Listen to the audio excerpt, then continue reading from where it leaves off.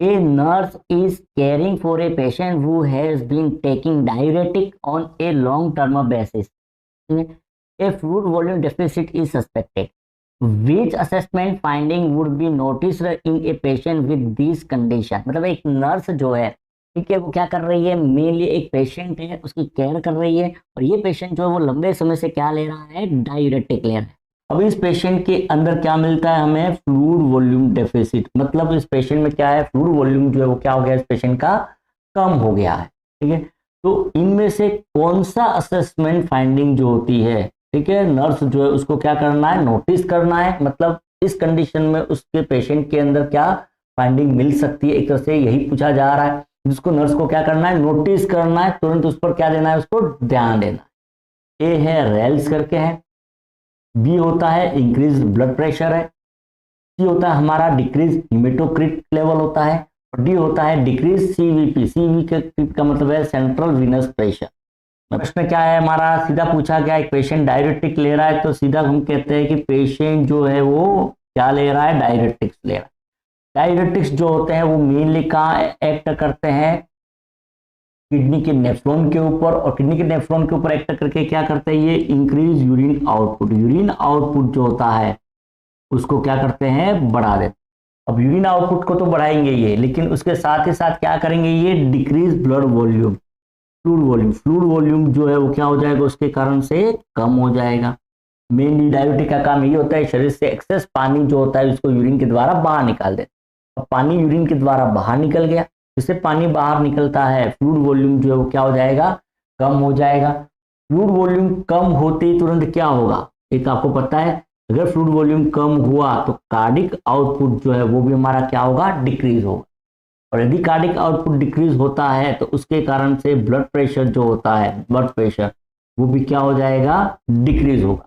Blood pressure decrease होगा। ठीक है, अगली चीज क्या है, फ्लूइड वॉल्यूम जैसे ही कम होती है, ठीक है, तो उस कंडीशन में क्या होता है, हिमेटोक्रिट की अगर मैं बात करता हूँ, हिमेटोक्रिट एक्चुअली होता क्या है, हिमेटोक्रिट क्या है, ब्लड के अंदर आरबीसी की सांद्रता, एक तरह से देखा जाए, ठीक है, आरबीसी जो है उसकी सांद्रता जो होती है वही हमारा हिमेटोक्रिट कहलाता है। यदि फ्लूइड वॉल्यूम कम होता है तो आरबीसी की नंबर ऑफ आरबीसी जो है वो 1 लीटर के अंदर क्या होंगे, बढ़ जाएंगे। नंबर आरबीसी की संख्या क्या होगी, बढ़ेगी। आरबीसी तो कम नहीं हो रही है, उनकी संख्या क्या होगी, 1 लीटर के अंदर क्या होगी, बढ़ जाएगी एक तरह से। मतलब हिमेटोक्रिट जो होता है वो क्या हो जाएगा, इंक्रीज होगा, इंक्रीज हिमेटोक्रिट। ये चीज जो है वो क्या हो सकती है, कार्डिक आउटपुट यदि डिक्रीज होता है, बीपी यदि कम होगा, ठीक है, ब्लड प्रेशर कम होते ही सेंट्रल वीनस प्रेशर जो होता है सीवीपी क्या हो जाएगा हमारा, डिक्रीज, कम हो जाएगा, सेंट्रल वीनस प्रेशर कम हो जाएगा। ठीक है, तो यदि इस तरह से देखें हम कि इसका आंसर क्या हो सकता है, तो इस प्रश्न का आंसर हमारा जो है वो क्या हो जाएगा, डी हो जाएगा, decrease CVP, decrease central Venus pressure जो है वो। रेल्स जो है उसका मतलब क्या होता है, रेल्स का मतलब है क्रैकल साउंड इन लंग्स, और क्रैकल साउंड जो होते हैं वो लंग्स में कब सुनाई देते हैं, वो सुनाई देते हैं फ्लूइड ज्यादा हो तब, हाइपरवोलेमिया के अंदर। जब फ्लूइड ज्यादा है तो उस कंडीशन में लंग्स के फ्लूइड जो होता है वो रिटेन होगा। जब लंग्स में पानी जमा होगा तो उसके कारण से लंग्स के अंदर क्या होगा, क्रैकल साउंड जो होते हैं वो सुनाई देते हैं। ठीक है, क्योंकि ब्लड प्रेशर इसमें क्या होता है, डिक्रीज होता है या इंक्रीज है, तो ये भी आंसर नहीं होगा। हिमेटोक्रिट लेवल भी हमने क्या किया था, इंक्रीज कर दिया था या डिक्रीज किया हुआ, मतलब ये नहीं होगा। और ये तो हाइपरवोलेमिया में सुनाई देते हैं, हाइपोवोलेमिया में नहीं सुनाई देते। तो डी इसका हमारा क्या होगा, सही आंसर हो जाएगा, डी जो है। तो ये था हमारा पहला क्वेश्चन जो था आज का। वो बढ़ते दूसरे प्रश्न की तरफ, question number 2। The symptom of severe dehydration is an adult include all of the following accept. Question क्या कह रहा है हमारा कि एक सीवियर डिहाइड्रेशन का पेशेंट है, किसके अंदर है, एडल्ट के अंदर है। ठीक है, उसमें ये सब लक्षण दिखाई देंगे, किसी एक को छोड़कर, मतलब एक लक्षण जो है वो इसमें दिखाई नहीं देगा। चलिए देखिए कौन कौन सिम्टम होते हैं। डिक्रीज थ्रस्ट पहला सिम्टम, दूसरा होता है डिजीनेस, तीसरा होता है वीकनेस, चौथा होता है पाल्पिटेशन, डी पाल्पिटेशन। तो सीवियर डिहाइड्रेशन यदि हो रहा है पेशेंट को तो उस कंडीशन में क्या होगा, मेनली डिक्रीज वाटर। वाटर जो है, डिहाइड्रेशन का मतलब क्या होता है, वाटर का कम होना, डिहाइड्रेशन मतलब पानी का कम होना। तो ब्लड के अंदर पानी जो है वो क्या हो जाएगा, कम हो जाएगा। ठीक है, जिससे ब्लड के अंदर पानी कम होगा, decrease blood pressure, blood pressure जो है वो भी क्या हो जाएगा हमारा, कम होगा। और ब्लड प्रेशर जैसे ही कम होगा तो क्या होगा, decrease blood flow to kidney, kidney को ब्लड फ्लो होना भी क्या होगा यहाँ पर, कम, रिड्यूस हो जाएगा। अब जब किडनी को ब्लड फ्लो कम होगा तो क्या होगा यहाँ पर, आपको एक चीज पता होनी चाहिए, किडनी को जब ब्लड कम मिलता है तो एक्टिवेट RAAS सिस्टम। ठीक है, RAS क्या है, जब भी ब्लड फ्लो कम होता है किडनी को, रेनिन एंजियोटेंसिन एल्डोस्टेरोन सिस्टम जो होता है वो एक्टिवेट हो जाता है। वो क्या प्रोड्यूस करता है, प्रोड्यूस, किडनी क्या प्रोड्यूस करती है, किडनी की जेजी सेल क्या प्रोड्यूस करते हैं, रेनिन, रेनिन प्रोड्यूस करते हैं। और ये रेनिन जो है वो सीधा क्या करेगा, हाइपोथैलेमस जो होता है, हाइपोथैलेमस उसको स्टिमुलेट करेगा। और हाइपोथैलेमस के अंदर जो थ्रस्ट सेंटर होता है, थ्रस्ट सेंटर, वो क्या होगा, स्टिमुलेट होगा। जैसे हाइपोथैलेमस का थ्रस्ट सेंटर स्टिमुलेट होगा उसको क्या होगा, एक्सेसिव थ्रस्ट होगी, एक्सेसिव थ्रस्ट होगी मतलब बहुत ज्यादा प्यास लगेगी। ठीक है, तो इस हिसाब से देखें तो इसमें क्या है, यहाँ पर डिक्रीज थ्रस्ट नहीं होती है, क्या होती है यहाँ पर, बहुत ज्यादा उसको प्यास लगती है। इसलिए इस प्रश्न का आंसर हमारा क्या हो जाएगा, ए हो जाएगा। डिक्रीज थ्रस्ट जो है उसको छोड़कर बाकी सब, डिजीनेस होगा, फ्लूइड वॉल्यूम कम हो गया तो ब्रेन की सेल को फ्लूइड वॉल्यूम कम मिलेगा, वीकनेस भी होगी उसको, कार्डिक आउटपुट जो है, ठीक है, मेनली क्या होगा, ब्लड प्रेशर कम होगा तो हार्ट जो है उसके ऊपर क्या होगा, प्रेशर बढ़ेगा, उसके कारण से हार्ट रेट इंक्रीज होगी, हार्ट रेट इंक्रीज होने के कारण से उसको पाल्पिटेशन भी होगा। तो इस प्रश्न का सही आंसर जो है वो हमारा डिक्रीज थ्रस्ट जो है वो हो जाएगा। चलिए, ये है आपका अगला question number 3, which of the following is used in the management of hyperkalaemia. निम्न में से हाइपरकैलेमिया की कंडीशन जो है उसके उपचार में कौन सी चीज जो है वो काम में आती है, कौन सी ड्रग काम में ली जाती है, A insulin and glucose, B sodium bicarbonate, C potassium chloride, D होता है मैग्नीशियम सल्फेट। इस प्रश्न को मैंने क्या कहा था, हाइपरकैलेमिया जो है, ठीक है, तो हाइपरकैलेमिया के अंदर क्या होता है, पोटेशियम लेवल जो होता है वो इंक्रीज होता है। अब पोटेशियम लेवल इंक्रीज कहाँ हो रहा है, मेनली यदि मैं यहाँ सेल बना देता हूँ, एक सेल बना देता हूँ तो सेल का ये तो क्या हो जाएगा, ICF हो जाएगा, और ये हमारा क्या हो जाएगा, ECF, एक्स्ट्रा सेलुलर फ्लूइड होगा। तो यहाँ पोटेशियम इंक्रीज कहाँ हो रहा है, एक्स्ट्रा सेलुलर फ्लूइड के अंदर इंक्रीज हो रहा है। ये नीतीश कुमार जी ने सही बताया, ये सही है, बाकी जिनको नहीं आता उनको पता चल जाएगा यहाँ से आंसर जो है वो। एक्चुअली यहाँ पर होता क्या है, सेल के अंदर हमारा नॉर्मली आयन क्या ज्यादा रहता है, पोटेशियम, जबकि सेल के बाहर क्या रहता है, सोडियम रहता है। इनको मेंटेन करने का काम जो करता है वो करता है एक पंप होता है, ठीक है, उस पंप को हम कहते हैं sodium potassium ATPase, ATPase pump कहते हैं। ठीक है, अब इसके नाम में ही एटीपेज आ रहा है, मतलब एटीपी, तो ये पंप जो होता है वो एटीपी से चलता है। ये पंप क्या करता है, सोडियम जो होता है अंदर, सोडियम बाहर आना चाहिए, सोडियम जो होता है वो बाहर रहना चाहिए, लेकिन यदि सोडियम अंदर किसी कारण से चला गया है तो सोडियम को क्या करता है, ये बाहर भेजने का काम करता है, क्योंकि उसके बदले में पोटेशियम जो आयन होता है, ये मैं पोटेशियम बना देता हूँ, ठीक है, तो पोटेशियम को क्या करता है, अंदर भेजने का काम करता है। ठीक है, ये मेनली इस तरीके से क्या करता है, ये मेनली काम करता है पंप जो होता है, और ये क्या करता है, आयंस का कॉन्सेंट्रेशन जो है वो मेंटेन करने का काम करता है। ठीक है, यहाँ पर यदि हाइपरकैलेमिया की कंडीशन में पोटेशियम का लेवल यदि यहाँ बहुत ज्यादा बढ़ गया है, उस कंडीशन में मेनली क्या किया जाएगा कि पोटेशियम जो है उसको क्या करना है, सेल के अंदर भेज, तो सेल के अंदर जो है किसकी सहायता से भेजता है, इस पंप की सहायता से भेजेंगे। और ये पंप किसके द्वारा काम करता है, एटीपेज, मतलब ये एक्टिव पंप होता है, इसके लिए चाहिए हमें एटीपी, एटीपी ऊर्जा। और एटीपी जो है वो किससे बनती है, तो आप सबको पता है एटीपी बनती है ग्लूकोज के ऑक्सीडेशन से।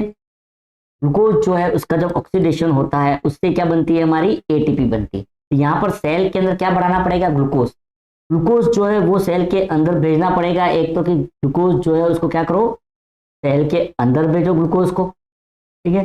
अब सेल को ग्लूकोज के अंदर भेजने के लिए क्या करना पड़ेगा, ये सेल जो है उसको परमेबिलिटी को बढ़ाना पड़ेगा, सेल मेम्ब्रेन की परमेबिलिटी को बढ़ाना पड़ेगा, पार बर्गर में कहता है बढ़ाना पड़ेगा। और सेल मेम्ब्रेन की परमेबिलिटी को बढ़ाने का काम जो करता है वो कौन करता है, यदि मैं पूछूं कब कौन करता है, तो आप सबको पता है वो कौन करता है, वो करता है इंसुलिन, इंसुलिन। ठीक है, तो यहाँ पर क्या करेंगे हम, इंसुलिन और ग्लूकोज जो है वो दिए जाएंगे। इंसुलिन क्या करेगा, सेल मेम्ब्रेन की परमेबिलिटी को बढ़ा देगा, जिसके कारण से ग्लूकोज जो होगा उसके सेल के द्वारा अपटेक होगा। उसके बाद यहाँ पर क्या होगा, एटीपी बनेगी और ये एटीपी जो है इस पंप को क्या करेगी, एक्टिवेट कर देगी। और ये पंप क्या करेगा, एक्स्ट्रा सेलुलर फ्लूइड के अंदर जो पोटेशियम जो था उस पोटेशियम को क्या कर देगा, वो अंदर ले आएगा। और जिसके कारण से एक्स्ट्रा सेलुलर फ्लूइड के अंदर पोटेशियम का लेवल जो क्या होगा, डिक्रीज होगा, कम हो जाएगा। तो मॉडरेट हाइपरकैलेमिया जो है उसको ट्रीट करने के लिए इंसुलिन ग्लूकोज लिए जाते हैं। तो इस प्रश्न का हमारा सही आंसर जो है वो ए हो जाएगा, इंसुलिन एंड ग्लूकोज जो है वो काम में लेते हैं। ठीक है, तो ये प्रश्न हो गया हमारा क्वेश्चन नंबर 3। बढ़ते अगले प्रश्न की तरफ, क्वेश्चन नंबर 4।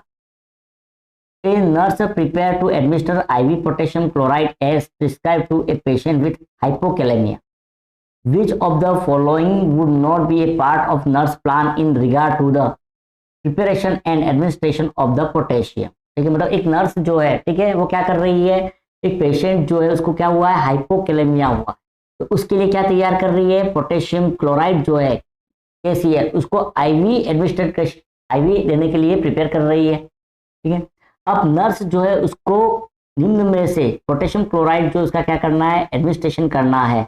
तो कौन सी चीज जो है वो नर्स अपने प्लान में शामिल नहीं करेगी, नॉट ए पार्ट, मतलब कौन सी चीज जो है उसको नर्स को अपने प्लान में शामिल नहीं करनी है, मतलब जो पोटेशियम क्लोराइड नर्स को देना है उसमें उसको शामिल नहीं करना है, उसको एक्सेप्ट कर देना है। मतलब इसमें से सब जो होगा, एक क्या होगा, एक्सेप्ट होगा, या एक जब चीज क्या है, फॉल्स है, बाकी सब चीजें ट्रू रहेगी। तो ट्रू एंड फॉल्स वाला ही क्वेश्चन है। तो कौन सी चीज रहेगी, A prepare the medication for a bolus administration, B obtain a controlled IV infusion pump, C dilute the appropriate amount of normal saline, D monitor urine output during administration। का answer हमारा क्या हो सकता है, तो मैंने पहले कह दिया था गोल्डन पॉइंट के अंदर कि पोटेशियम क्लोराइड जो है उसको कभी भी IV बोलस नहीं दिया जाता है, IV बोलस। तो फर्स्ट आंसर ए जो है वही हमारा यहाँ पर क्या हो जाएगा, इसका सही आंसर हो जाएगा। मैं नॉर्मल बता देता हूँ कि पोटेशियम क्लोराइड जो होता है KCl, वो मेनली दिया जाता है किसके लिए, हाइपोकैलेमिया के लिए। अब पोटेशियम क्लोराइड जो होता है, ठीक है, उसको मेनली कैसे किया जाता है, डाइल्यूट किया जाता है, डाइल्यूट इन NS नॉर्मल सलाइन के अंदर, और उसके बाद इन्फ्यूजन पंप जो होता है, इन्फ्यूजन पंप, उसके द्वारा इसको एडमिनिस्टर किया जाता है। ठीक है, इसको कभी भी IV बोलस जो है वो नहीं दिया जाता। डाइल्यूशन का जो कॉन्सेंट्रेशन जो रहता है पोटेशियम क्लोराइड का, ठीक है, वो कितना रहता है, 20 to 40 milliequivalent per litre, ये इसका कॉन्सेंट्रेशन रहता है। और देने की जो रेट रहती है, ठीक है, वो रेट रहती है 5 to 10 मिली इक्विवेलेंट पर हावर। इस रेट से इसको क्या करते दिया जाता है, मतलब पोटेशियम क्लोराइड जो इसको मेनली क्या करते हैं, नॉर्मल सलाइन के अंदर डाइल्यूट करते हैं, दिया जाता है ये। ठीक है, और उसके बाद इन्फ्यूजन पंप जो है उसके द्वारा 5 to 10 मिलीक्यूलेंट पर आवर की रेट से उसको दिया जाता है। मतलब नर्स को ये भी प्लान करना पड़ेगा। साथ ही साथ इसके अंदर हमेशा पोटेशियम जब दिया जाता है तो पेशेंट को क्या हो सकता है, हाइपरकैलेमिया हो सकता है, कैलेमिया में जा सकता है, हाइपरकैलेमिया, और उसके कारण से यूरिन आउटपुट जो है तो क्या हो सकती है, प्रभावित हो सकती है। नॉर्मली पोटेशियम जो है वो क्या करता है, सीधा हमेशा याद रखना है, हाइपरकैलेमिया स्टिमुलेट करेगा एल्डोस्टेरोन को। एल्डोस्टेरोन जो है उसके लेवल को क्या करेगा, ये बढ़ा देगा, और एल्डोस्टेरोन यदि बढ़ता है तो यूरिन आउटपुट जो है वो क्या हो जाएगा हमारा, डिक्रीज, क्योंकि एल्डोस्टेरोन क्या करेगा, सोडियम और वाटर का रीअब्जॉर्प्शन कर लेगा। सोडियम वाटर का रीअब्जॉर्प्शन हो गया तो यूरिनरी आउटपुट क्या होगा हमारा, डिक्रीज होगा। तो इस पेशेंट के अंदर, ऐसे पेशेंट के अंदर मेनली क्या, यूरिन आउटपुट जो इसको कंटिन्यूसली क्या करते हैं, मॉनिटर किया जाता है।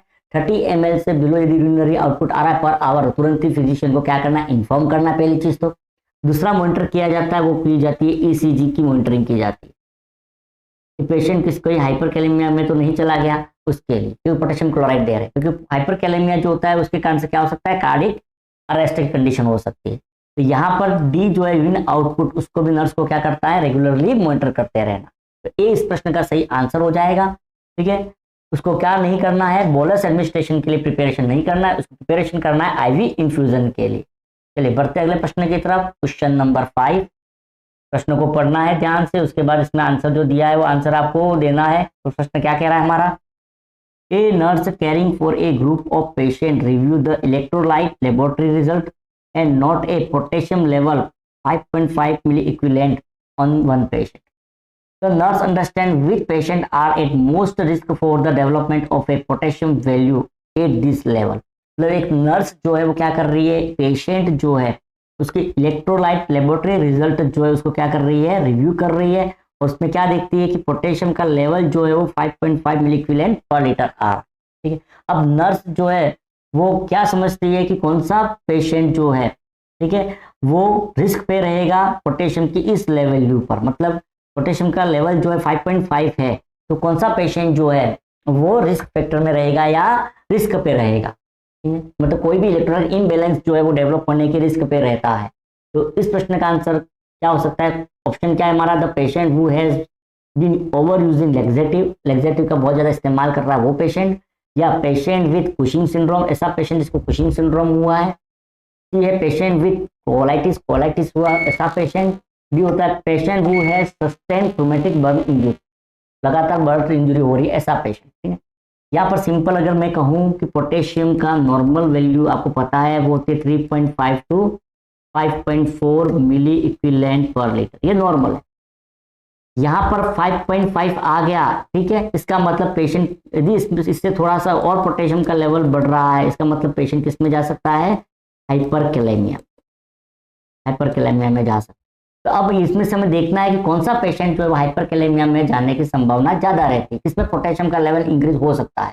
ठीक, तो एक पेशेंट जो क्या कर रहा है, लेग्जेटिव का ज्यादा इस्तेमाल कर रहा है, ज्यादा लेग्जेटिव लेने के कारण से क्या होगा, लेग्जेटिव क्या करता है, मेली स्टूल जो है, ठीक है, उसको सॉफ्टनर होता है, ये स्टूल जो इसको पास आउट को बढ़ा देगा, मतलब यहाँ सिंपल क्या करेगा, ये इंटेस्टाइन के अंदर आयन जो इसको रिटेन करेगा, आयन रिटेन रहेंगे तो लार्ज इंटेस्टाइन के अंदर उसके साथ साथ पानी भी रहेगा और स्टूल सॉफ्ट हो जाएगा।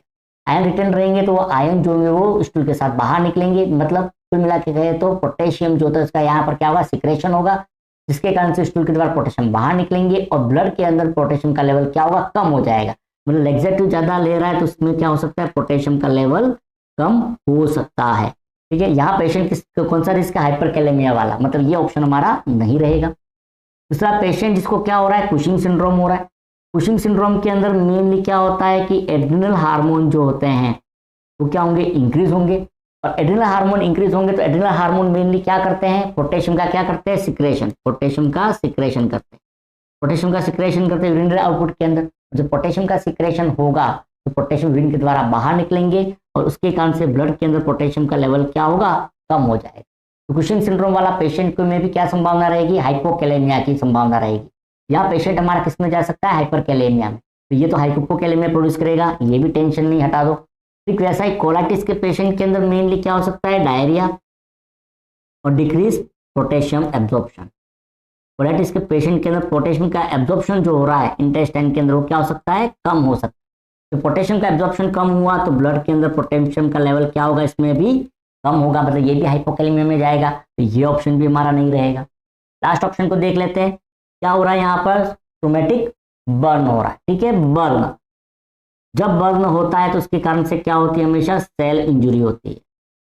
सेल इंजुरी होने के कारण से सेल जो होते हैं वो क्या होते हैं, डैमेज होते हैं। ठीक है, और जब सेल जो है, सेल के अंदर हमारा क्या है, पोटेशियम आयन है, यहाँ पर सिंपल सेल में पोटेशियम आयन है, सेल जब डैमेज होगा तो ये पोटेशियम जो होंगे वो क्या होंगे, शिफ्ट हो जाएंगे, बाहर निकल जाएंगे। कहाँ निकलेंगे, वो एक्स्ट्रा सेलुलर फ्लूइड के अंदर। तो उसके कारण से क्या होगा, पोटेशियम आयन जो इसकी शिफ्टिंग होगी, पोटेशियम आयन की शिफ्टिंग होगी। तो potassium ion extra cellular fluid के अंदर आए, शिफ्टिंग हुई, तो उसके कारण से पोटेशियम का लेवल जो है वो क्या होगा, इंक्रीज होगा, बढ़ेगा, इंक्रीज होगा, मतलब उसमें क्या हो सकता है, हाइपरकैलेमिया हो सकता है। ठीक है, ट्रोमेटिक बर्न इंजुरी के अंदर या बॉडी में किसी प्रकार की बर्न इंजुरी हो रही है तो उसमें पोटेशियम का लेवल जो होता है वो क्या होता है, इंक्रीज होता है। मायोकार्डियल इंफ्रक्शन जो होता है, हाइपोक्सिमिया की कंडीशन हो रही है उसके कारण से हो रहा है, या इस्कीमिया की कंडीशन है, तो उसमें भी पोटेशियम का लेवल जो होता है वो हमेशा क्या होता है, इंक्रीज होता है, बढ़ता है, मतलब एक प्रकार से हाइपरकैलेमिया की कंडीशन होती है। इस प्रश्न का हमारा सही आंसर जो है वो क्या हो जाएगा, डी हो जाएगा, कि ऐसा पेशेंट जिसको ट्रोमेटिक बर्न इंजुरी हुई है तो वो किसके लिए रिस्क फैक्टर में चला जाएगा, हाइपरकैलेमिया के अंदर, उसको हाइपरकैलेमिया की संभावना ज्यादा रहेगी। ये था हमारा क्वेश्चन नंबर 5। बढ़ते अगले प्रश्न की तरफ, question number 6, which of the following statement is false regarding electrolyte. ठीक है, ये एम्स 2023 के अंदर आया हुआ क्वेश्चन है, ये PYQ है, मैंने पहले कहा था आपको इंपॉर्टेंट MCQ और PYQ साथ ही गोल्डन पॉइंट में सॉल्व करवा रहा हूँ। ठीक, तो निम्न में से कौन सा स्टेटमेंट जो है इलेक्ट्रोलाइट से रिगार्डिंग वो क्या है हमारा, फॉल्स है या झूठा, कौन सा है, A, balance your body acid base level, electrolyte जो होता है वो एसिड बेस बैलेंस लेवल जो उसको बैलेंस करता है। B move nutrient into your cell, electrolyte जो होते हैं वो सेल के अंदर न्यूट्रिएंट को ले जाते हैं। C help in blood production, electrolyte जो होते हैं वो ब्लड सेल जो होते हैं या ब्लड जो उसके निर्माण में सहायक होते हैं। D balance the amount of water in your body, body के अंदर वाटर के लेवल को क्या करते हैं, ये बैलेंस करते हैं। क्लियर। यहाँ इस प्रश्न का मैं आंसर की अगर बात करता हूँ, यह बात हो रही है हमारी किसकी, इलेक्ट्रोलाइट की। इलेक्ट्रोलाइट, अब इलेक्ट्रोलाइट कहते हैं आपके दिमाग में सीधा आना चाहिए sodium, potassium, fluoride, magnesium, phosphate, ये सब हमारे इलेक्ट्रोलाइट। यदि मैं बॉडी मैकेनिज्म की अगर बात करता हूँ, ठीक है, तो यहाँ पर ये जो सोडियम जो होता है वो हमेशा किसके साथ बाइंड होता है, ये बाइकार्बोनेट के साथ। और सोडियम जो बाइकार्बोनेट के साथ बाइंड होता है तो बनता है सोडियम बाइकार्बोनेट ब्लड के अंदर। ये सोडियम बाइकार्बोनेट जो है वो क्या है, बेस है। बेस से मतलब ये क्या होता है, एल्केलाइन, एल्केलाइन होता है। और ये क्या करता है, पीएच जो होता है उसको क्या करता है, बढ़ाने का काम। मतलब एक तरह से देखें तो इलेक्ट्रोलाइट जो होता है, ठीक है, वो पीएच को क्या करता है, बढ़ाता है। तो ऑप्शन ए जो है वो तो हमारा क्या हो जाएगा, ट्रू हो जाएगा। हाँ, एसिड बेस लेवल को क्या करता है, ये मेंटेन करने का काम करता है। दूसरा अगर मैं बात करता हूं तो सोडियम जो होता है, ठीक है, वो ग्लूकोज जो है उसके साथ क्या होता है, बाइंड होता है। और बाइंड होने के बाद क्या करता है, ये एब्जॉर्ब होता है। ग्लूकोज अकेला जो होता है वो सेल के अंदर एब्जॉर्ब नहीं होता। ग्लूकोज के एब्जॉर्प्शन के लिए क्या होना आवश्यक है, सोडियम जो है आयन, उसका होना आवश्यक है, आयंस का होना आवश्यक है। सोडियम के बिना ग्लूकोज जो होता है वो एब्जॉर्ब नहीं होता है। ठीक है, तो दूसरा ऑप्शन जो है कि move nutrient into your cell, cell के अंदर न्यूट्रिएंट का मूवमेंट, तो ग्लूकोज जो है वो सोडियम के बिना नहीं होता। मतलब इलेक्ट्रोलाइट जो होता है सोडियम, वो न्यूट्रिएंट जो होता है ग्लूकोज, उसको सेल में अंदर पहुंचाने के लिए भी आवश्यक होता है। तो ये भी क्या हो जाएगा, हमारा ट्रू हो जाएगा। डी की अगर बात करता हूं मैं, डी की अगर बात help in blood cell production, blood production के अंदर इलेक्ट्रोलाइट जो होता है, इलेक्ट्रोलाइट, ठीक है, उसका कोई रोल नहीं है। ब्लड प्रोडक्शन कहाँ होता है हमारा, रेड बोन मेरो में। और रेड बोन मेरो के अंदर कौन सी सेल होती है, स्टेम सेल, जिसको प्लूरिपोटेंट स्टेम सेल कहते हैं, उससे होता है। तो यहाँ पर ये क्या होगा, फॉल्स हो जाएगा। ठीक है, इस प्रश्न का आंसर जो है हमारा सी जो है वो हो जाएगा। ठीक है, balance water amount, balance the amount of water in your body. तो ये सिंपल मैंने बता ही दिया था कि सोडियम का सीधा संबंध होता है वाटर के साथ। इलेक्ट्रोलाइट जो होते हैं वो क्या बनाते हैं, ऑस्मोलैरिटी, सांद्रता बनाते हैं। और ऑस्मोलैरिटी के कारण से वाटर जो होता है, ठीक है, वो कहाँ रहता है, वेसल्स के अंदर, वेसल्स के अंदर रहता है। वाटर जो होता है वेसल्स के अंदर रहता है ऑस्मोलैरिटी को मेंटेन करने के लिए। इसका मतलब ये क्या करते हैं, वाटर जो है उसको क्या करते हैं, बॉडी के अंदर मेंटेन करने का भी काम करते हैं। इस प्रश्न का हमारा सही आंसर जो है वो क्या हो जाएगा, सी जो है वो हेल्प इन ब्लड प्रोडक्शन जो है वो काम जो है वो इलेक्ट्रोलाइट का नहीं है। बाकी सब काम जो होते हैं वो क्या होते हैं, इलेक्ट्रोलाइट के होते हैं। तो ये था हमारा क्वेश्चन नंबर 6। बढ़ते हैं क्वेश्चन नंबर 7 के अंदर। A patient who has undergo thyroidectomy show the symptom of carpopedal spasm, which medication is to be administered to this patient. तो एक पेशेंट है जिसको थायरॉइडेक्टोमी हुई है, उस पेशेंट में क्या आ रहा है, कार्पोडियल स्पाज्म आ रहा है। कार्पोडियल, कार्पोडियल मतलब क्या हो जाएगा, ये रिस्ट जॉइंट जो होता है वहां पर क्या हो रहा है, स्पाज्म हो रहा है। ठीक है, तो इनमें से कौन सी मेडिकेशन जो है इस पेशेंट को दी जाएगी। ए है कैल्शियम कार्बोनेट, बी होता है कैल्शियम ग्लूकोनेट, सी होता है कैल्शियम लैक्टेट, और डी होता है कैल्शियम साइट्रेट। तो यहाँ पर अगर मैं सिंपल बात करूं कि क्या हो रहा है, पेशेंट को थायरॉइडेक्टोमी हो रही है। थायरॉइडेक्टोमी में क्या किया जा रहा है, remove thyroid gland. Thyroid gland जो इसको हमने क्या कर दिया, यहाँ पर रिमूव कर दिया किया। अब थायरॉइड ग्लैंड का स्ट्रक्चर अगर मैं बात करूं तो थायरॉइड ग्लैंड को पोस्टीरियरली पार्ट पर पीछे की तरफ 4 ग्लैंड होती है। कौन सी ग्लैंड होती है वो, पैराथायरॉइड ग्लैंड, पैराथायरॉइड ग्लैंड। यदि थायरॉइड ग्लैंड को ही आपने रिमूव कर दिया, इसका मतलब क्या होगा, पैराथायरॉइड ग्लैंड जो है वो भी क्या होगी, रिमूव हो जाएगी। ठीक है, तो इसके कारण से क्या होता है, थायरॉइड के साथ accidentally remove parathyroid gland, parathyroid gland जो है वो भी क्या हो जाएगी, रिमूव हो जाएगी। पैराथायरॉइड ग्लैंड जो है वो रिमूव होने के कारण से ब्लड के अंदर पैराथायरॉइड हार्मोन जो होता है, शॉर्ट में इसको पीटीएच कहते हैं, उसका लेवल क्या हो जाएगा, डिक्रीज होगा। पैराथायरॉइड हार्मोन का लेवल डिक्रीज होगा। अब पैराथायरॉइड हार्मोन जो है वो मेनली क्या करता है, मेंटेन कैल्शियम के लेवल को, कैल्शियम के लेवल को क्या करता है, ये मेंटेन करता है। पैराथायरॉइड हार्मोन का लेवल बढ़ेगा, कैल्शियम का लेवल बढ़ेगा, पैराथायरॉइड हार्मोन का लेवल कम होगा, कैल्शियम का लेवल कम होगा। पीटीएच डिक्रीज हुआ, इसका मतलब क्या होगा, डिक्रीज कैल्शियम, कैल्शियम लेवल भी डिक्रीज होगा ब्लड के अंदर। और कैल्शियम लेवल जैसे डिक्रीज होगा क्या होगा, उसको मसल स्पाज्म होगा। मतलब ये क्या हो जाएगा, किसमें चला जाएगा, हाइपोकैल्सीमिया के अंदर, जिसके कारण से न्यूरोमस्कुलर इरिटेबिलिटी होगी, और न्यूरोमस्कुलर इरिटेबिलिटी के कारण से उसको क्या होगा, स्पाज्म होगा। स्पाज्म कौन सा होता है, मेनली उसको कॉर्पोडियल स्पाज्म हो जाएगा, उसको ही टॉर्सोसाइन कहा जाता है।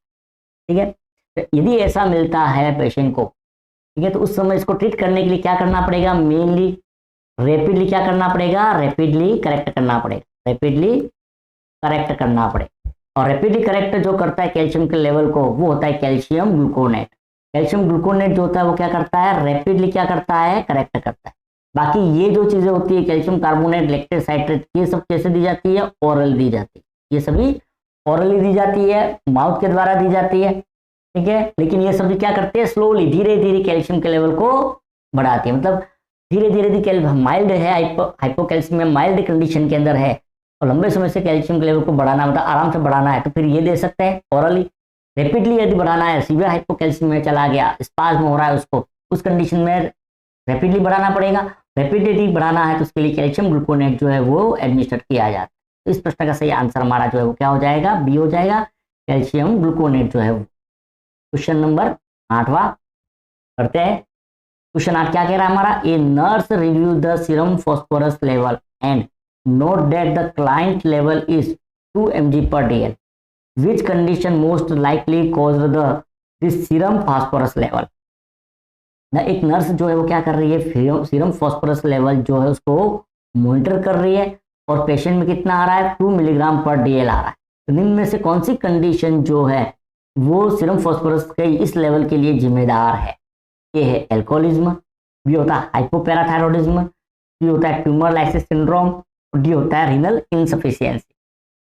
चलिए सॉल्व करते हैं इसको। क्या हो जाएगा हमारा यह प्रश्न का आंसर, ठीक है। तो नॉर्मल फॉस्फोरस लेवल यदि आपको पता होना चाहिए कि सामान्य फॉस्फोरस का लेवल जो होता है वो कितना होता है, 2.7 से लगाकर 4.5 mg/dl, mg/dl। ये तो क्या है, नॉर्मल फॉस्फोरस का लेवल हो जाएगा। इस पेशेंट में हमारा क्या मिल रहा है, 2 मिलीग्राम हो रहा है, मतलब PO4 का लेवल जो है वो क्या हो रहा है, यहाँ डिक्रीज हो रहा है, कम हो रहा है। अब PO4 का लेवल डिक्रीज हो रहा है तो उसका कारण क्या हो सकता है, ठीक है। तो उसका कारण हो सकता है डिक्रीज एब्जॉर्प्शन। एब्जॉर्प्शन जो हो रहा है फॉस्फोरस का वो क्या हो रहा है, कम हो रहा है। इसका मतलब क्या हो रहा है, उसको माल एब्जॉर्प्शन हो रहा है, माल एब्जॉर्प्शन। अब यहाँ पर माल एब्जॉर्प्शन जो है वो किस कारण से हो सकता है, इन कंडीशन में अगर देखते हैं तो कौन सी ऐसी कंडीशन है जिसके कारण से माल एब्जॉर्प्शन हो सकता है, तो वो हो सकता है मेनली एल्कोहल के कारण से माल एब्जॉर्प्शन हो सकता है। एल्कोहल जो है इसके कारण से फॉस्फोरस का एब्जॉर्प्शन नहीं हो पाएगा, और इसके कारण से फॉस्फोरस का लेवल जो है ब्लड के अंदर क्या होगा, कम हो जाएगा। इस प्रश्न का सीधा आंसर जो है हमारा क्या आ जाएगा, एल्कोहलिज्म। एल्कोहलिज्म जो है उसके कारण से माल एब्जॉर्प्शन होगा, और उसके कारण से ये कंडीशन उत्पन्न होगी।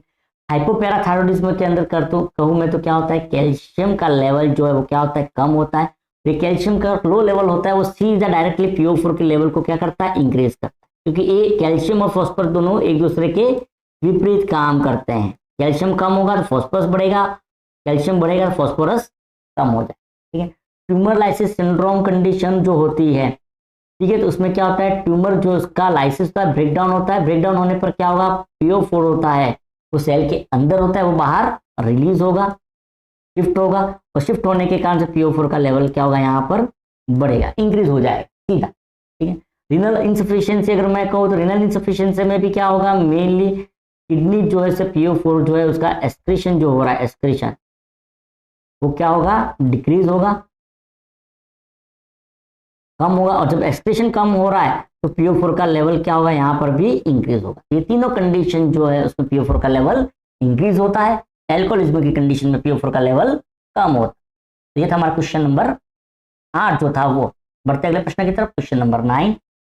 The nurse find out the serum potassium level of this patient is 6.5 milliequivalent per litre. These changes on a patient's ECG reflect, मतलब एक नर्स जो है, ठीक है, वो पेशेंट का सीरम पोटेशियम लेवल जो होता है वो चेक कर रही है, वो कितना आ रहा है, 6.5 मिली इक्विवेलेंट पर लीटर आ रहा है।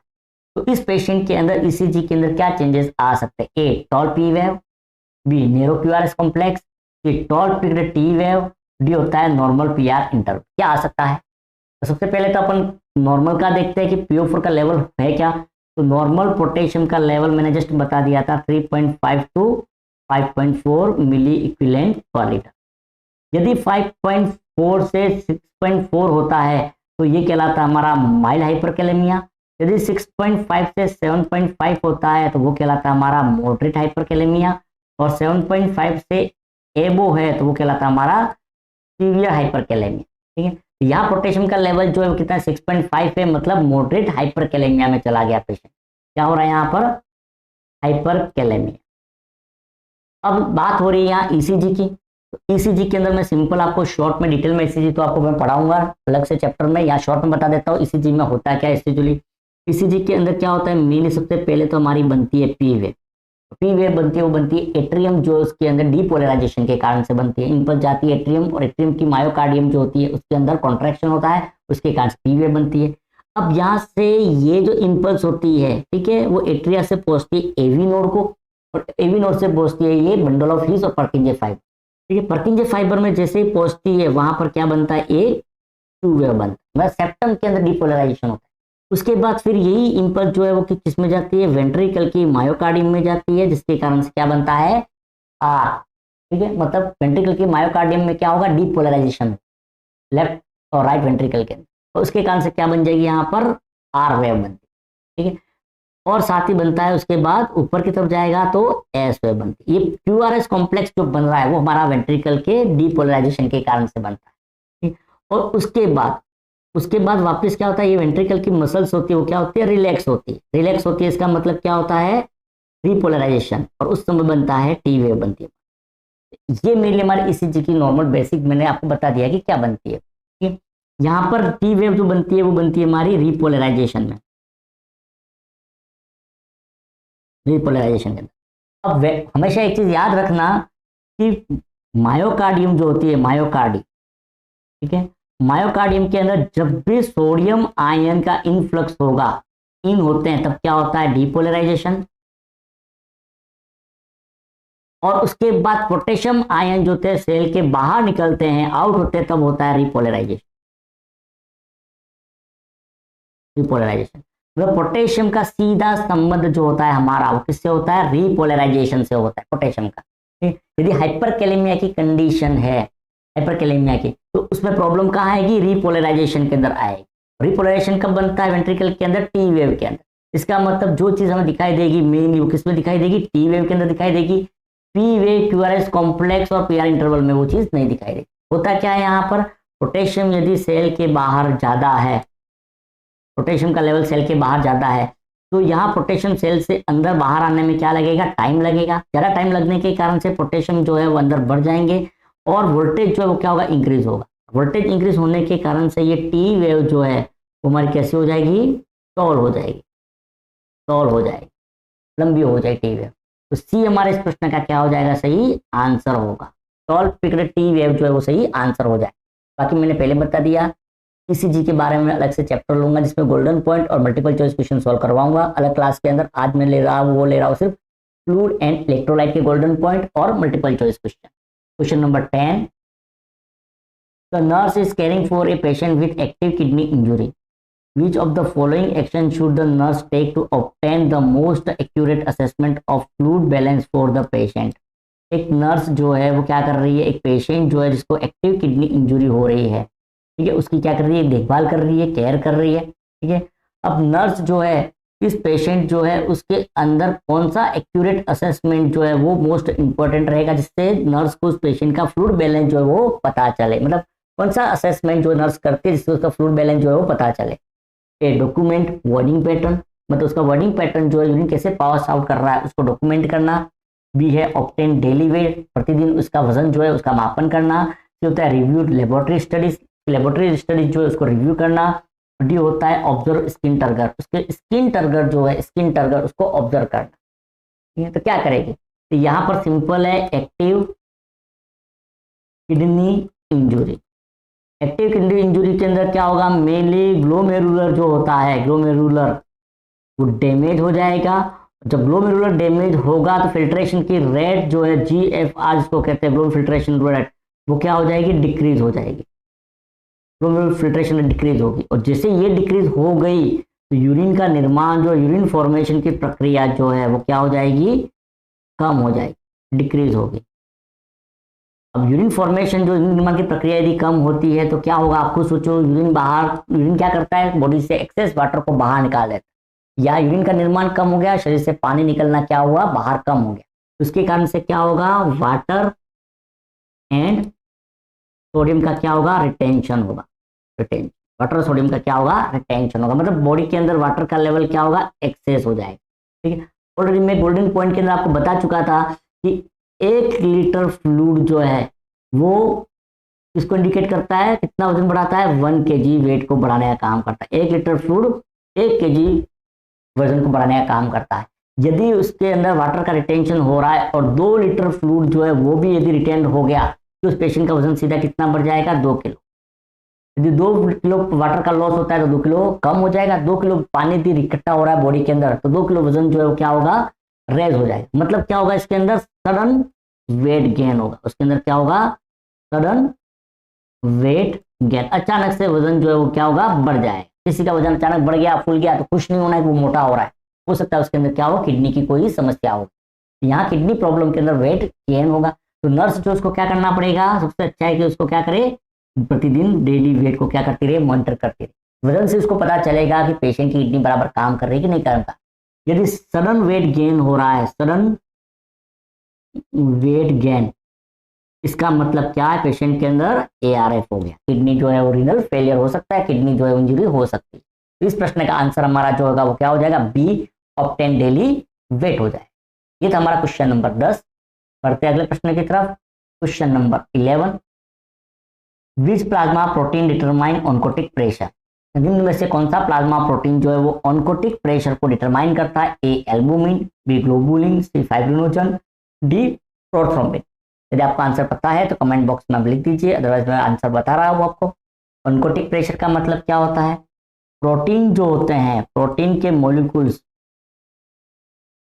ठीक है, जो वाटर के ऊपर प्रेशर डालते हैं, वाटर के ऊपर प्रेशर, जिसके द्वारा क्या करते हैं, वो वाटर जो है, वाटर उसको क्या करते हैं, अट्रैक्ट करते हैं, मेन एक तरह से रोक के रखते हैं वेसल्स के अंदर, उसी को हम कहते हैं ऑन्कोटिक प्रेशर कहते हैं। तो प्रोटीन की कमी होगी तो ऑन्कोटिक प्रेशर कम होगा, तो वाटर जो होता है वो क्या होगा, शिफ्ट होगा। ठीक है, वेसल्स से निकल के किस में जाएगा, इंटरस्टिशियल स्पेस में चला जाएगा। ठीक है, तो वाटर जो है उसको वेसल्स के अंदर रोकने का काम जो करते हैं वो हमारे प्रोटीन के मॉलिक्यूल्स करते हैं। प्रोटीन के मॉलिक्यूल्स में सबसे ज्यादा जो करता है, रिस्पॉन्सिबल होता है, वो होता है हमारे लिए एल्बुमिन जो होता है। एल्बुमिन जो होता है वही ऑन्कोटिक प्रेशर जो होता है उसको क्या करता है, डिटरमाइन करता है। सबसे ज्यादा मात्रा में पाया जाने वाला प्लाज्मा प्रोटीन, लगभग 55% जो होता है प्लाज्मा प्रोटीन टोटल, उसका 55% जो है वो एल्बुमिन होता है। ग्लोबुलिन जो है उसका काम क्या होता है, हीमोग्लोबिन के निर्माण के अंदर, इसके अलावा इम्यूनोग्लोबुलिन जो होते हैं IG, उसके निर्माण में सहायक होता है। जबकि फाइब्रिनोजन और प्रोथ्रोम्बिन जो होते हैं दोनों 7% होते हैं, ये 38% होता है। दोनों ही क्या काम करते हैं, ब्लड कोगुलेशन के अंदर, ब्लड क्लॉटिंग के अंदर ये रोल प्ले करते हैं। ऑन्कोटिक प्रेशर निर्धारित करता है हमारा एल्बुमिन जो होता है वो, और इसी कारण से एल्बुमिन की कमी होगी तो उस पेशेंट को क्या होता है, मेनली एडिमा की संभावना ज्यादा है, जैसा कि नेफ्रोटिक सिंड्रोम के पेशेंट में हमें दिखाई देता है, इसमें प्रोटीनूरिया के कारण से एल्बुमिन कम हो जाता है और उसके बाद क्या होता है, उसके अंदर एडिमा की कंडीशन उत्पन्न होती है। तो ये था हमारा क्वेश्चन नंबर 11। बढ़ते हैं question number 12। Which hormone help in reabsorption of sodium chloride and water in the renal tubule to maintain the water balance? इनमें से कौन सा हार्मोन जो होता है, ठीक है, वो सोडियम क्लोराइड और वाटर जो है उसके रीएब्जॉर्प्शन के लिए जिम्मेदार होता है। ठीक है, और ये क्या करता है, वाटर बैलेंस करता है, जिसके अंदर मेनली रीनल ट्यूब्यूल के, ए है थायरोक्सिन, बी होता है एल्डोस्टेरोन, सी होता है ग्रोथ हार्मोन, डी होता है कैल्सिटोन। तो इस प्रश्न का आंसर आता है तो आपको फटाफट लिख देना है, बहुत ही इजी है। मेनली हमारी बॉडी के अंदर क्या होता है, नेफ्रॉन होता है, मैंने नेफ्रॉन बना दिया। नेफ्रॉन के अंदर मेनली क्या होते हैं, पार्ट होते हैं, ये ग्लोमेरुलर बोमन कैप्सूल वाला पार्ट होता है, यहाँ इसके अंदर ग्लोमेरुलस होता है। ये हमारा होता है PCT, ये है लूप ऑफ हेनले, ठीक है, और ये होता है हमारा DCT, और ये है कलेक्टिंग डक्ट जो होती है वो। ठीक है, यहाँ पर फिल्टर होकर जो भी चीज आता है उसका वापस क्या होता है, यहाँ पर रीअब्जॉर्प्शन होता है, mainly plasmic converted tubule, distal converted tubule के अंदर। इसमें वाटर जो होता है H2O, उसका तो डिसेंडिंग लूप ऑफ हेनले में, जबकि सोडियम क्लोराइड और पोटेशियम जो है उसका कहाँ पर होता है, असेंडिंग ग्रुप ऑफ हेनले के अंदर होता है, ठीक है। इसके अलावा सोडियम जो होता है उसका और वाटर जो है उसका मेनली रीअब्जॉर्प्शन जो होता है वो कहाँ होता है, डिस्टल कन्वर्ट ट्यूब्यूल और कलेक्टिंग डक्ट के अंदर। और इसकी परमिबिलिटी को बढ़ाने का काम जो करता है वो करता है एल्डोस्टेरोन हार्मोन, एल्डोस्टेरोन हार्मोन, ठीक है। अब ये एल्डोस्टेरोन हार्मोन जो होता है वो मेनली किसके द्वारा रिलीज होता है, एड्रिनल कॉर्टेक्स के द्वारा। एड्रिनल ग्लैंड जो है उसके कॉर्टेक्स से स्रावित होता है और ये सीधा किस पे एक्ट करता है, डिस्टल कन्वर्टेड ट्यूब्यूल के ऊपर और कलेक्टिंग डक्ट के ऊपर, जहां पर ये सोडियम वाटर और क्लोराइड के एब्जॉर्प्शन को क्या करता है, ये रीअब्जॉर्प्शन को बढ़ाने का काम करता है, ठीक है। थायरोक्सिन थायराइड ग्लैंड से होता है, मेटाबॉलिज्म को मेंटेन करता है। ग्रोथ हार्मोन जो है पिट्यूटरी ग्लैंड से रिलीज होता है, ये बोन की ग्रोथ, मसल्स की ग्रोथ को जिम्मेदार है। कैल्सिटोनिन का सीधा संबंध जो है वो कैल्शियम से है, ठीक है। एल्डोस्टेरोन जो है जिसको एक और नाम कहते हैं, याद रखना, इस हार्मोन को कहा जाता है मिनरलोकॉर्टिकॉइड, मिनरलोकॉर्टिकॉइड इसको कहा जाता है, ये मेनली जिम्मेदार होता है। ये था हमारा क्वेश्चन नंबर 12वां। पढ़ते हैं अगले क्वेश्चन नंबर 13वां। A patient with SIADH is likely to have, मतलब एक पेशेंट है उसको सीधा हुआ है तो उसको क्या संभावना है, हाइपरनेट्रीमिया, बी हाइपोनेट्रीमिया, सी हाइपरकैलेमिया, बी होता है हाइपरकैल्सीमिया। तो इस पेशेंट को क्या हो सकता है, यदि आपको आंसर पता है तो आप कमेंट बॉक्स में लिख दीजिए। यस, सीधा का मतलब क्या है वो समझते हैं हम पहले। तो सीधा का मतलब होता है syndrome of inappropriate ADH, syndrome of inappropriate ADH होता है। अब ADH जो है वो क्या है, एंटी डाययूरेटिक हार्मोन है, इसका पूरा नाम है एंटी डाययूरेटिक हार्मोन्स। और ये एंटी डाययूरेटिक हार्मोन जो होता है वो मेनली रिलीज किया जाता है पोस्टीरियर पिट्यूटरी ग्लैंड से, पोस्टीरियर पिट्यूटरी ग्लैंड से ये हार्मोन जो होता है वो रिलीज किया जाता है। ये मेनली एक्ट करता है, वो करता है distal converted tubule and collecting duct के ऊपर। और वहां पर ये क्या करता है, इंक्रीज वाटर रीअब्जॉर्प्शन, वाटर के रीअब्जॉर्प्शन को क्या करता है, ये इंक्रीज करने का काम करता है, ठीक है, और यूरिन आउटपुट को कम करता है। यदि इस हार्मोन की डेफिशिएंसी हो जाती है, डेफिशिएंसी, तो उसके कारण से क्या होता है, वाटर का रीअब्जॉर्प्शन कम होगा और यूरिन आउटपुट जो होता है वो क्या होता है, इंक्रीज होता है, जिसको हम कहते हैं डायबिटीज इंसिपिडस, DI कहते हैं। लेकिन यदि इस हार्मोन जो है उसका प्रोडक्शन क्या हो जाए, एक्सेस हो जाए, एक्सेस हो जाए ADH, तो उसी को हम कहते हैं SIADH, syndrome of inappropriate ADH कहते हैं। और उसमें क्या होगा, यदि एक्सेस हो गया तो यहाँ पर क्या होगा, वाटर का रीअब्जॉर्प्शन जो है वो क्या होगा, इंक्रीज होगा। वाटर का रीअब्जॉर्प्शन इंक्रीज होगा तो ब्लड जो है उसके अंदर क्या होगा, ब्लड के अंदर वाटर जो है वो क्या होगा, इंक्रीज होगा, वाटर क्या होगा, इंक्रीज। जब ब्लड के अंदर वाटर इंक्रीज होगा तो उसके कारण से क्या होगा, ब्लड जो है उसकी क्या हो जाएगी, ऑस्मोलिटी कम हो जाएगी, मतलब ब्लड क्या हो जाएगा, डाइल्यूट, ब्लड तो डाइल्यूट होगा, ठीक है। लेकिन साथ ही साथ सोडियम जो उसका लेवल भी क्या होगा यहाँ पर कम, तो उसके कारण से क्या होगा, डाइल्यूट हाइपोनेट्रीमिया,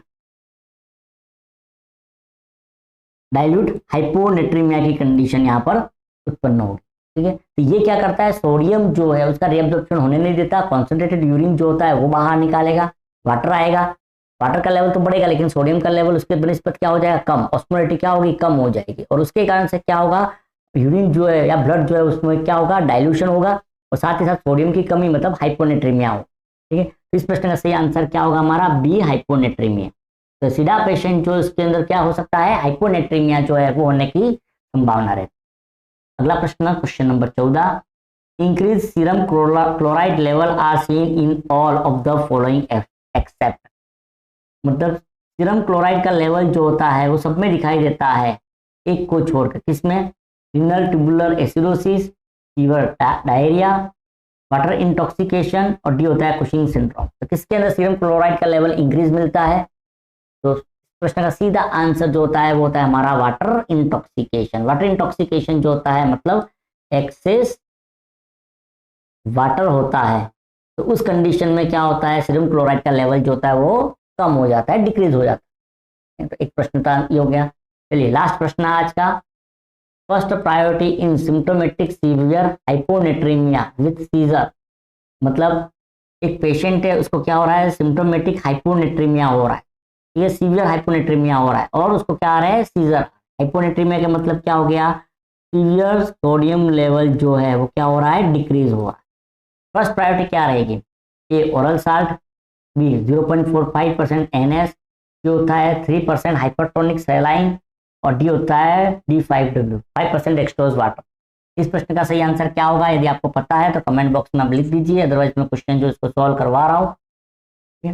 तो इस प्रश्न का सही आंसर हमारा जो है वो हो जाएगा सी, हाइपरटोनिक सैलाइन। ठीक, हमेशा एक चीज याद रखना, हाइपोनेट्रीमिया होता है, हाइपोनेट्रीमिया, तो उसके कारण से क्या होगा, डिक्रीज ऑस्मोलरिटी, वेसल्स के अंदर ब्लड की ऑस्मोलरिटी कम होगी और उसके कारण से वाटर जो होता है, वाटर उसका क्या होगा, एक्स्ट्रावसेशन, मतलब वाटर जो होता है वो क्या होगा, शिफ्ट होगा बॉडी टिश्यू के अंदर। ठीक है, स्पेशली यदि ब्रेन के अंदर होता है, तो ब्रेन के अंदर होता है तो उसके कारण से क्या हो सकता है, सेरिब्रल एडिमा, सेरिब्रल एडिमा होगा। और सेरिब्रल एडिमा के अंदर के कारण से क्या होगा, ब्रेन टिश्यू जो है उसमें कंप्रेशन होगा, और ब्रेन टिश्यू में कंप्रेशन होगा, साथ ही साथ हर्निएशन होगा, उसके कारण से उसको क्या आ सकते हैं, कन्वल्स, या फिर क्या आ सकते हैं, सीजर। इसके अलावा हाइपोनेट्रीमिया की कंडीशन में एक्शन पोटेंशियल जो होता है वो भी प्रभावित होगा, और उसके कारण से क्या होगा, कन्वल्जन सीजर आ सकते हैं। तो एक तो मेनली ये कंडीशन होता है हाइपोनेट्रीमिया के अंदर, तो उसके करेक्शन के लिए क्या देंगे, हाइपरटोनिक सॉल्यूशन दिया जाता है। ठीक है, 3%। रैपिडली जो है वो करेक्टर नहीं किया जाता, करेक्ट रैपिड सोडियम को करेक्टर नहीं किया जाता। ठीक है, रैपिड सोडियम करेक्ट इसलिए नहीं किया जाता क्योंकि रैपिड सोडियम को यदि करेक्ट कर दिया तो उसके कारण से क्या होगा, हाइपरनेट्रीमिया की कंडीशन हो जाएगी, हाइपरनेट्रीमिया। जैसे हाइपरनेट्रीमिया होगा, फ्लूइड जो होता है वो शिफ्ट होगा, और उसके कारण से पेशेंट जो होता है उसको क्या हो जाएगा, ऑस्मोटिक डीमाइलिनेशन सिंड्रोम। जैसा कि मैं इसके बारे में डिटेल में आपको गोल्डन पॉइंट में बता चुका हूँ कि कैसे होता है वो, ऑस्मोटिक डीमाइलिनेशन सिंड्रोम की कंडीशन हो। इस प्रश्न का सही आंसर हमारा जो होगा वो 3% हाइपरटोनिक सॉल्यूशन हो जाएगा। तो ये था हमारा आज का आखिरी प्रश्न जो है वो आपका, और इसी के साथ ही हम आज का सेशन जो है क्लास उसको यहाँ समाप्त करते हैं।